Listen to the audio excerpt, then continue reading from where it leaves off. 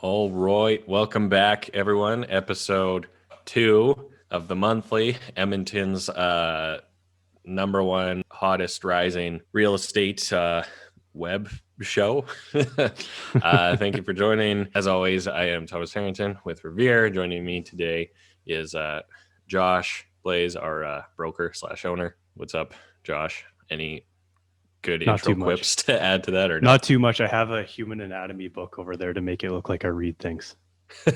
What? Yeah, and no bookshelf, only a chair Just a and chair. a random filing cabinet. Nice, nice minimal office, man. All right, we're back at it. Episode 2, episode 1, very well received. Thank you to everyone who submitted questions. Again, we appreciate it. Without further ado, we will get right into the show. For the questions we have this week, they're a little more finance focused, which is good. And I guess I'll start with a bit of a disclaimer that.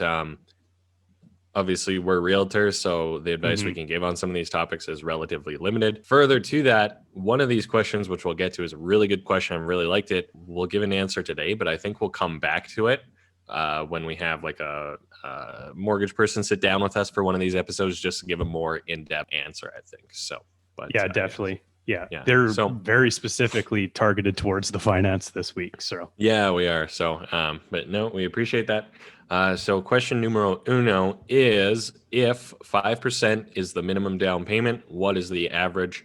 That question comes from Adam. Thank you, Adam. I guess I'll just read off what I had here because I wanted to find like specific information on this, but and then we'll go into the good old anecdotes after. So first of all, there wasn't a lot of super clear data on this. It was a little vague. So from the 2019 CMHC Mortgage Consumer Survey, nationally speaking in Canada, buyers are actually, this was interesting to me, are equally distributed evenly amongst the 3 categories. So from CMHC's point of view, the 3 different categories are people who do over 20% down, 20% down, and under 20% down. Now, obviously, people under 20% down can be quite a range. But that was quite interesting that it's nationally distributed, but that's all home buyers as well. Doesn't factor in or doesn't look at exclusively, let's say, first-time home buyers, which I know is a lot of our demo, right? Now, I do recall I found the old numbers. Now, the last time I saw more thorough research on this was around 2015, 2016. I actually kind of remember this report, but old numbers from 2015, 16-ish suggest that national average is somewhere around 12 to 15%. Again, that's a national average, and the way they calculated the numbers was a little weird, where they said, what was the average down payment dollar amount and what was the average amount of first-time buyers spent, and then obviously calculate the percentage. But I don't know, as you and I know, and this will be a recurring theme on this show when we talk national statistics versus local, Toronto, Vancouver even still continuously skews data for Canada. So definitely. I look at these numbers with a grain of salt. Now, I do recall reading, this is totally an anecdote, hopefully I remember this right, it was sometime around this time when this last survey was done, was the average first-time buyer was somewhere in the 10 to 12%. But that said, the average first-time buyer received a gifted down payment for around half of that, right? Okay. Which was intriguing. So, it was surprising at the time to hear that the average first-time buyer was actually doing well over 5%, but a big chunk of that was gifted down payment, right? Again, that's kind of a national average. That's definitely skewed by Toronto, Vancouver, I believe, especially where buy a home is a lot of down payment. So you probably have a lot more family help maybe in those markets for a larger dollar amount. Not that there's anything wrong with that. Lots of people receive partial gifted down payments and stuff. It's frankly pretty normal. Yeah, I was actually kind of surprised that there weren't more clear numbers, because in theory it would be very, very easily for any bank to calculate this, but I don't know, my research was kind of inconclusive on this, which was surprising to me. Having 3 different categories of under 20%, right at the 20%, and then over 20% is just super vague to me. But do these numbers include, this is just residential, strictly residential? This is residential. Yes. Okay. Yeah, because the first question I was going to be is commercial included in this? Because this would obviously skew upwards based on... No, because it's right. CMHC, so no, gotcha. All residential. Okay. Yeah, it's an interesting study. I see so many different ranges, and at the end of the day, like, you and I don't deal with the down payment really that much. It's the mortgage brokers that Yeah, deal we with don't it. we don't really see it directly either. So I'd be curious to get their take on it. And kind of going off of what clients tell us too, right? So they could initially think about doing 5 or 10 or whatever and to choose to do more later. We have no idea, frankly. So yeah, I was a little, honestly, this was a really great question, and it was a little disappointing to not find a good answer. I'd say in anecdotes, like I find, especially if we're talking first time home buyers, people do gravitate towards the 5% down because let's face it, let's say the average detached home in Edmonton is somewhere in the 420 to 440 range. The average detached home is somewhere in the 420 to 440 range. That means your average down payment for 5% is like 22 to 24,000. How's my math? Decent. Yeah. Somewhere around that. That's a lot of money to come up with for sure. Yeah. So I would say in anecdotes, most people lean towards 5%, especially first timers. And then very often I find if someone does more, there's usually a gift involved. And then maybe 1 out of 5 first time buyers can do the 20%. That's probably my experience working with buyers. I don't know if you have any 2 cents to add to that. Generally, that's what I've seen as well. Like, because of the ability to use your RRSP and take it out tax-free for a home purchase, I see a lot of people doing that too. But it seems to be that, that 5%. And then investors, obviously a little bit more, but we're talking first timers. So yeah, that's frankly what I always see. Yeah, absolutely. Just doing a little research. To edit this out because I just thought of one more thing to look up here. I'm just reading because I was trying to find I quickly searched first time buyer or millennial buyer trends, right? Now, this is in BC, but about 90% of first time buyers in BC were borrowed or were given money from their parents so they could qualify for the mortgage, right? So again, the gifted down payment. This is very common. Obviously, this is a BC number where home prices are higher, but the gifted down payment is very, very common actually. And I don't know if some people approach it kind of sheepishly, let's say, but a big chunk of buyers do it. I mean, we could glaze over the conversation of real estate prices are drastically different for our generation than they were when our parents, our grandparents were our age, right? So definitely, yeah. I think it's an interesting statistic because obviously we're looking at it nationally, and those two markets specifically skew way upwards on that on the gifted, I would say. That's exactly the thing, right? So trying to find what do we got here? Hang on. If there's like Alberta specific, that would be even better, but I don't think you're gonna find it. Oh yeah. Yeah, or if the stats are out there, they're not super easy to find. No. So this is a call to anyone who has more data than us, or anyone more in the finance mortgage side of things. If you have stats for average down payment and a little more details of the mortgage stats, specifically for Edmonton and Alberta, we would love to have you on and talk about that. I'm a little disappointed there's not more dollars and cents out there on this, really, right? Like, because obviously, as we can see, millennials, first-time buyers have these questions, right? So definitely. So sorry, Adam, we don't have an exact number. I would say probably about 60-70% of the time, people are probably doing 5% down. That's my semi-educated guess. I would say so. Yeah. Second question we got this month is a really good one. This will be kind of our surface level answer is it better to do a minimum down payment and invest the difference, or do a larger down payment? That question comes from Chandler. Thank you very much, Chandler. Really great question.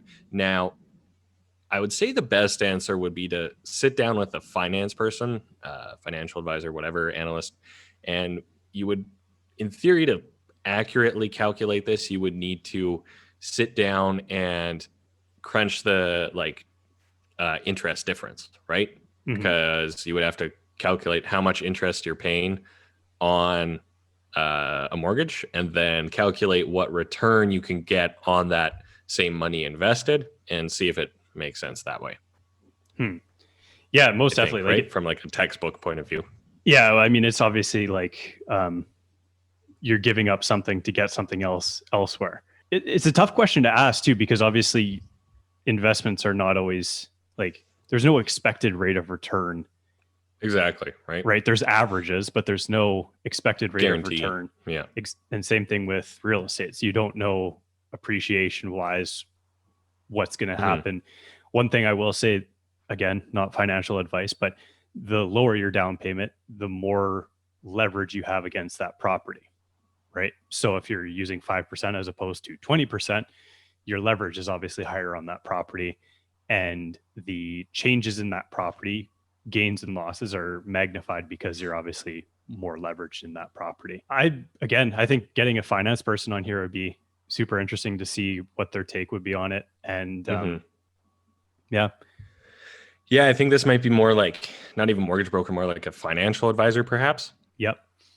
Now, and you brought up a good point of leverage, right? And that's kind of, I don't know, business 101 textbook, not a doctor, just play one on TV, right? But another thing we should mention is the insurance premium, right? So with 5% down, you have to pay the 4% insurance premium. So day one, when you move into your home, you're effectively 99% leveraged, right? So if you're doing 5% down, it is a good idea because it allows you to get into home ownership, but you should buy it with the goal of being there moderately long term, right? Now, that being said, we've discussed this on other, recordings we've done before. In my personal opinion, my personal opinion is you should either do 5% or 20, but not in between, right? Gotcha. Just because looking at the insurance premiums, to me, it doesn't quite make sense to do like 9% or 12% or something like that, just because you don't really see much of a difference on the insurance premium. 20% is probably objectively better. From a realtor point of view, I can say that it's always good to have more equity in your home. You never know what's going to happen, right? Rainy day, emergency, for some reason you need to sell.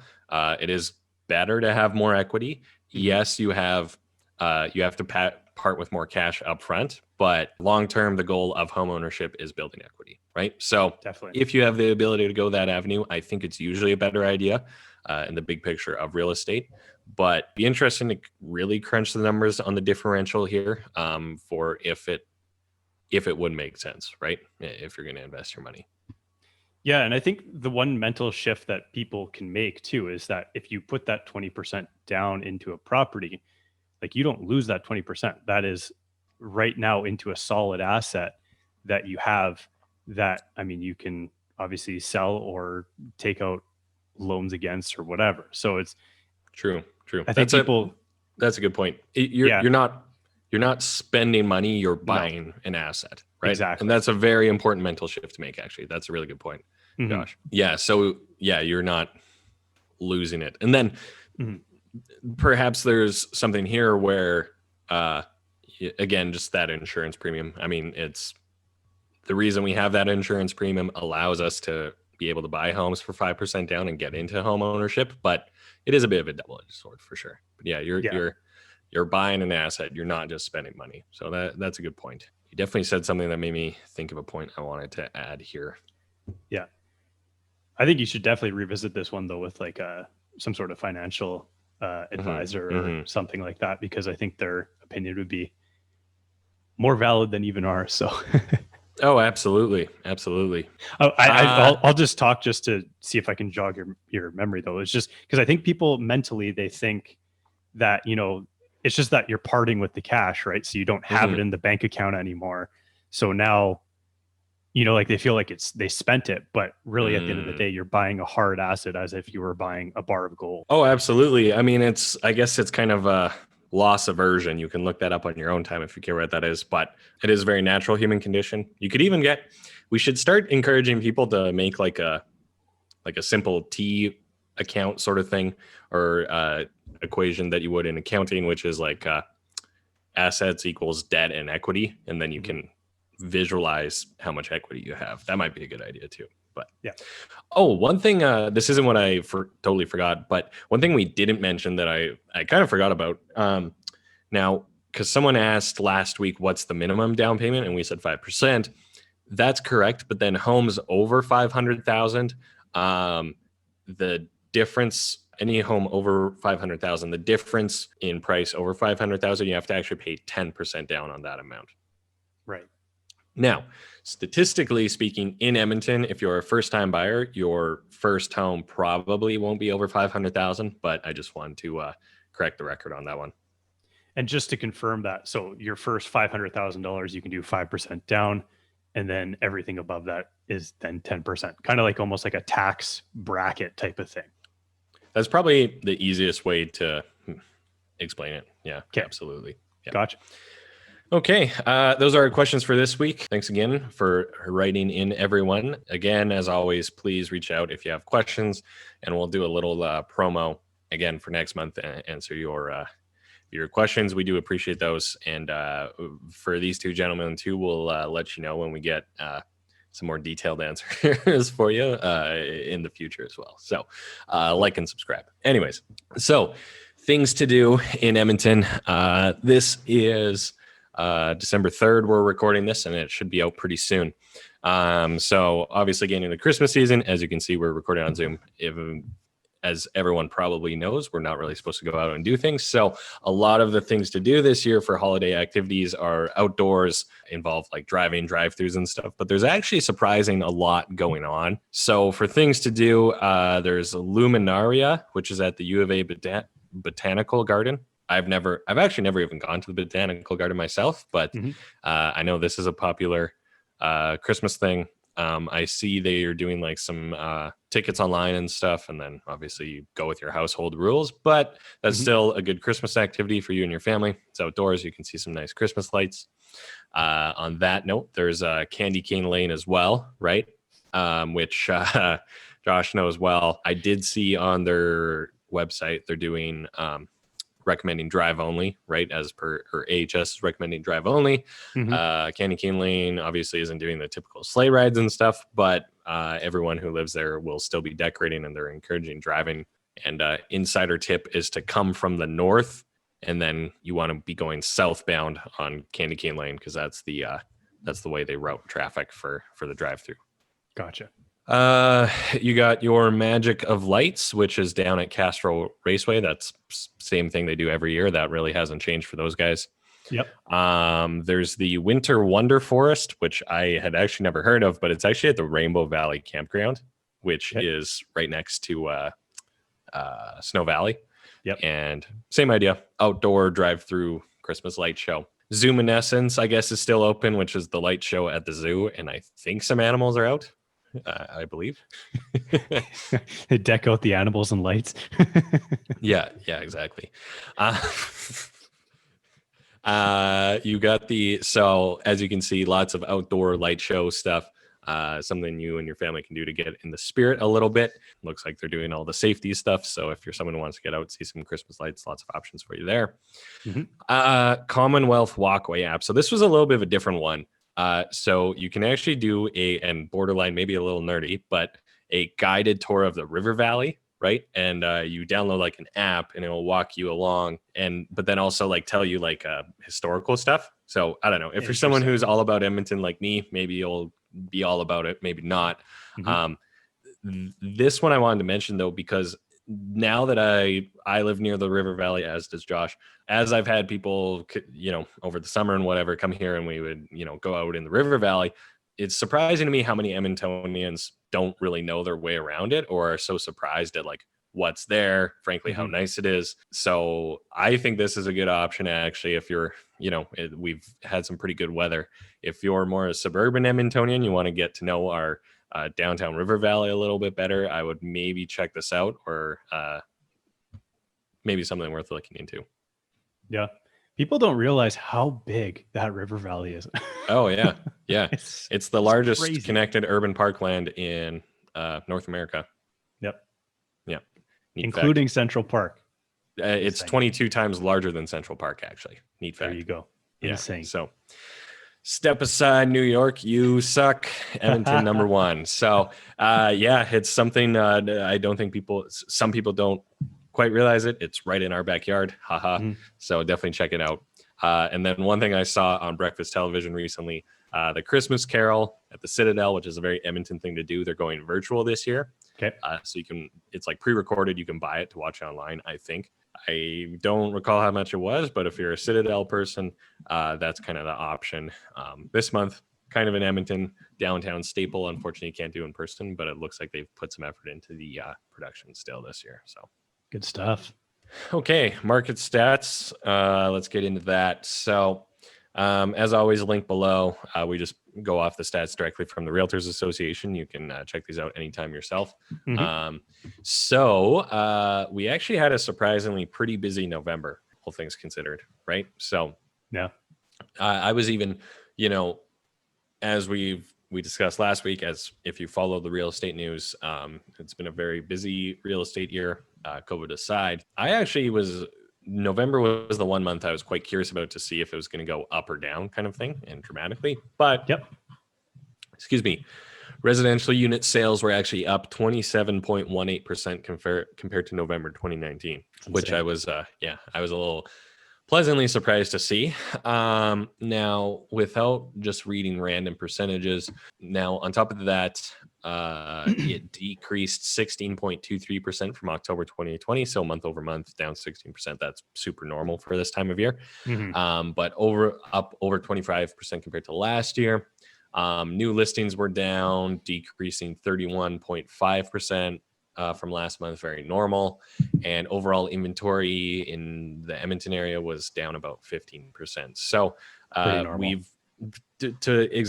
we've seen we're maintaining the elevated COVID levels and just kind of a typical seasonal slowdown, right? So it's very interesting.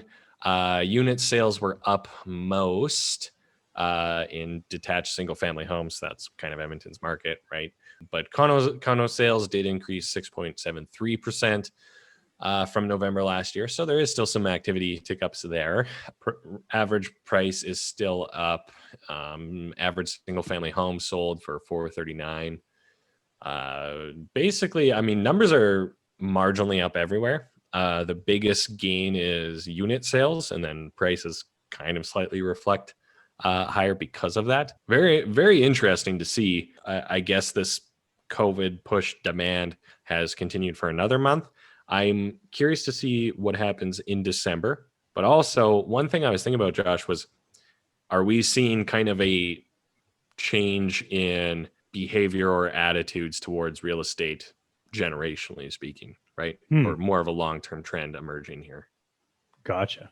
And what I mean by that is, and we'll see more of this over the coming months as we see the year in review sort of stuff. But a lot of predictions for 2021 and beyond, the kind of post-COVID economy, is a lot of movement towards residential real estate, working from home, et cetera. So is this kind of the early signs perhaps of that trend, right? And perhaps of kind of an attitude shift of moving more suburbia, and then also more towards home ownership. I think lots of first timers, especially if they're, let's say, living at home through this time, renting, staying in an apartment or a smaller home, realizing they want more space. Is this plausibly, are we moving away from that short-term demand push from COVID to more of a slightly long-term attitude change? Oh, okay. Yeah, that's an interesting question. And again, I think it's probably a little bit too early to see, but I do think that there has been a lot of interest in that single family home ownership. Like, and Edmonton being that sort of urbanly sprawled city where you can get into that single family home. I think you and I have had conversations about this in the past too, and that it's obtainable in Edmonton as opposed to something like Toronto where it's not, right? Like it's all condos, and to get into an entry level home is over $1 million. Whereas here it's definitely far more obtainable. So I would like to see that in the future, because I think there's a lot of benefits that come with that home ownership and having your own piece of dirt as opposed to your own piece of sky, I suppose. Yeah. But yeah, it's an interesting trend. And I do think that there's, if working from home continues, then you're going to see that I need more space for that home office, or maybe even 2 home offices if it's a family scenario. both spouses or whatever, right? Yeah. Yeah. And then further to that, actually, so because we as the millennial generation, we're very moving away from home ownership overall, right? Plain and simple, the stats show that millennials were buying homes later, putting less emphasis on home ownership. Many perceived it as hard to afford, at least in the short term. Right. And kind of, I think our generation really wanted to like move cities, live in a apartment, live in a big city sort of thing before settling down, whatever you want to say, right? But perhaps I do think there will be a macro trend long term for our generation and a lot of the first time buyers we're kind of talking to here. Just an overall attitude and perception shift and more emphasis on home ownership for sure, I think. Yeah. Well, one, you can't travel right now. So, well, Exactly. I mean, you can, but it's a lot more difficult. Very limited, quite difficult, so on and so forth. And then two, I like that because it's asset ownership at the end of the day, right? So if you're moving towards purchasing your own piece of real estate, again, you're going to have asset ownership and building long-term wealth. That's important. Oh, absolutely. And I think that's kind of been my biggest thing that I tell people and kind of perception shift in real estate is it is very much a vehicle to long-term wealth, but we all need to play the long game in this, right? But it's asset ownership. And because we are such the rental generation, monthly payment generation, I do think it's good that people are moving towards this. Absolutely. Perhaps maybe this caused that mental shift of more long-term thinking, which is it's a good thing at the end of the day. I think so. So we'll see what happens. I mean, I do think I've kind of thought for a while, like December, January, February are going to be very interesting months real estate wise. Cause I have no idea what's going to happen. Speaking in anecdotes as of December 3rd, I mean, I do think we will see normal seasonal slowdown, but when you compare December 2020 to 2019, I think it might end up being still over 2019 numbers. January, February, I think it will depend on COVID and if we get more of a stringent lockdown here in Alberta, and that will affect things one thing or another, right? So if they stay as is, then I don't think much will change real estate wise. If we go to another lockdown, what will probably happen is same as last time. Sales will crawl to 50% year over year decrease. And then when everything's open again, it'll be crazy dancing in the streets. Either way, 2021 is going to be a very busy year residential real estate wise, maybe into 2022. And then we'll see kind of a level off after that.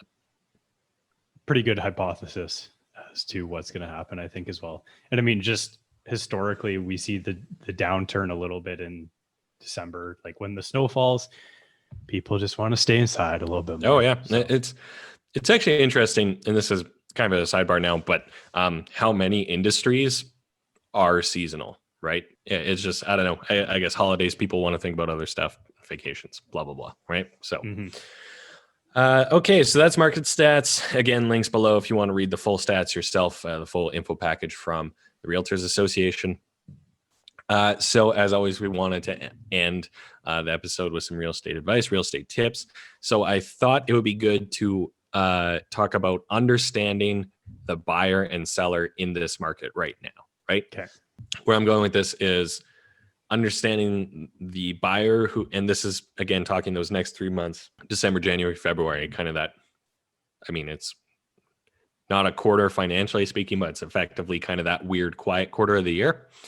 So understanding the seller first, I guess, is So the overall message is you're not going to be out shopping for a home, or you're not going to have your home listed in the month of December unless you're a decently serious real estate person, overall buyer or seller, right? So I think buyers right now are very serious, but I would say they're also very analytical.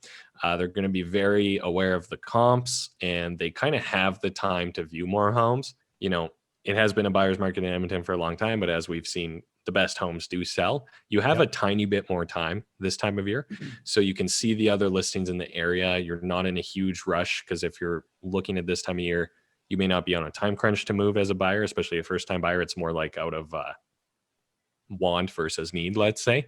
Yeah. So they'll be very serious, but they'll be a little more analytical for sure. And a little more, I mean, you should always be aware of the comps, but I think this time of year, you're a little more aware of it firsthand because you've gone and seen them in person probably.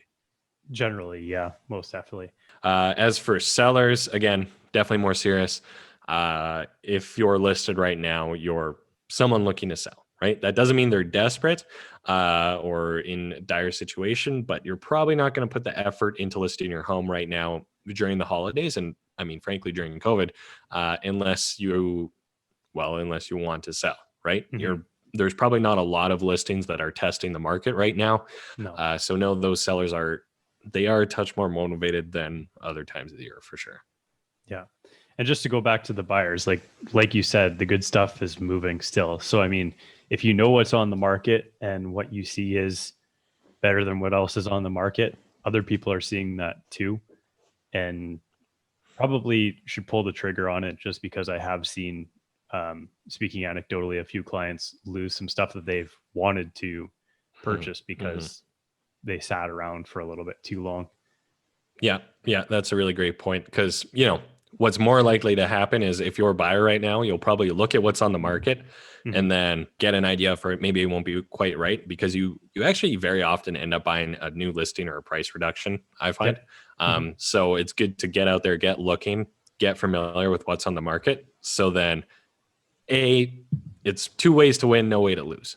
You're going to find the perfect home, or you're going to be very informed of what's out there right now. So when the perfect one comes up, it's a good deal. You feel confident about it. You feel like you've shopped around and found the right fit for you too. Yep. Good way of putting it. Any notes you want to add on the sellers for December? No, not really. I think you said it best in that if you're listed in the winter, and specifically, like you said, over the holidays, doesn't matter what year it is. Could be 1980, could be 2020. You're probably serious about selling your home, or because I don't think people really want people trekking through their home when their Christmas tree's up and all that. Or maybe you just have your house in better order over Christmas. Maybe that's what it is, but maybe. And that's actually so, because one thing people sometimes ask, or maybe there's a bit of misconception, like, yes, things are slower in the wintertime than the spring. There's no secret about that. But the number of homes sold never drops to zero. Homes do still sell in the winter. And in fact, I think, first of all, it's Edmonton, right? There's snow on the ground 6 to 8 months out of the year, depending on the year, right? Yeah. If everything stopped when it snowed, we would never sell any homes and no work would ever get done, right? Working around the wintertime is a very normal thing to do in Edmonton, Alberta, Canada, right? So, and frankly, as a seller, you actually have a very unique opportunity in selling in the winter, because you're, assuming you have Christmas or holiday decorations set up, it gives it a very warm, homey feeling. It feels like home as soon as you walk in. A lot of people have very good memories around the holidays. So you can kind of trigger those a little bit for buyers. Essentially, we want to make this house feel like a home when you're selling it, right? So just the warm greeting of walking into a home that's nicely decorated for the holidays, maybe the fireplace is on. In my opinion, in Edmonton, you actually have a really good opportunity to make your home show and look even better during the wintertime compared to summer, I think, for getting on kind of the psychological home with a capital H, as I like to say, thing. Yeah. Appeal to the warm and fuzzies. That's exactly it, right? Turn up the fireplace a couple extra degrees or something. It's nice and warm when you walk in there. Bake some gingerbread cookies. Oh, yeah, exactly. Awesome. Okay, well, that is our episode for this month. Thank you for joining us. Thank you for watching. Links in the description. Please subscribe or like my Facebook page. Follow us on Instagram for regular episodes. And if you have any questions, please don't hesitate to reach out. We take the time to answer them here. And I like to just say the person's first name, just so you know there's real humans asking these questions. You as a buyer, there are people out there who have similar questions to you. Or if you want to keep it totally anonymous, that's fine too. We have no problem with that. But if you have a burning question, please don't hesitate to reach out. So most definitely. And if you're looking to buy or sell a home, Revere's the place to do it. So yeah, call your boys. All right. We will see you all next month. Thanks for tuning in. Thanks, guys.